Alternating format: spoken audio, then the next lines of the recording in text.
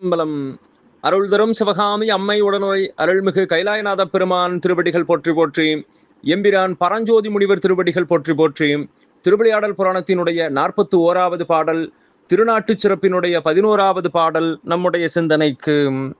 வல்லைதாய் இருபால் வைகும் சிவாலய மருங்கும் indie, முல்லை ஆனைந்தும் தேனும் திரைக்கையால் முகந்து வீசி, நல்ல மான்மதம் சாந்து அப்பி நறுவிரை மலர் தூய் நீத்தம் செல்லலால் பூசை தொண்டின் செயல்வினை மாக்கல் போலும்.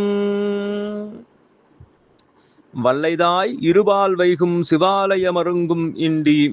அங்கே இருபுறமும் தன்னுடைய கரையில் இருக்கக்கூடிய சிவாலயங்களுக்கெல்லாம் சென்று முல்லை ஆனைந்தும், முல்லை ஆனைந்து என்று சொல்லக்கூடிய பசுவினிடத்தில் இருந்து பெறக்கூடிய பால், தயிர், நெய், கோமயம், கோசலம் என்று சொல்லக்கூடிய இந்த 5ஐயும் கொண்டும், தேனும் தேனை எடுத்துக்கொண்டு திரைக்கையால் முகந்து வீசி தன்னுடைய அலைக்கரங்களால் இவற்றையெல்லாம் எடுத்து பெருமானுடைய திருமுடி மேல் செலுத்தி, நல்ல மான்மதம் சாந்து அப்பி, அங்கே மலையிலிருந்து அகில் முதலாக இருக்கக்கூடிய பல்வேறு மரங்களை இழைத்து கொண்டு அந்த மன்மதம் சாந்தை எடுத்து இறைவனுடைய திருநெற்றியிலே வைத்து, நரை விரை மலர் தூய் நீத்தம், அந்த மலர்களை எல்லாம் வாரி பெருமானுடைய திருமேனி மேல் சேர்க்கின்ற இந்த வெள்ளம் பொருணை ஆறு, அவ்வாறு வெள்ளத்திலால் இவற்றையெல்லாம் அடித்து கொண்டு போய் இறைவனுடைய திருமேனி மேல் சேர்த்து விட்டு செல்வதால்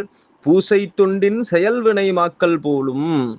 சிவபூசை செய்யக்கூடிய அன்பர்களைப் போல இந்த பொருணை ஆறு இங்கே சிவபெருமானுடைய திருமேனி மேல் அபிஷேகம் செய்து மான்மத சாந்துகளை வைத்து அலங்காரம் செய்து மலரிட்டு அர்ச்சனை செய்து பூசனை சிறப்பாக செய்து முடிக்கின்ற அடியார்கள் போல இந்த பொருணையாரும் செய்கின்றது என்று நமக்கு காட்டுகின்றார் பரஞ்சோதி முனிவர். திருச்சிற்றம்பலம்.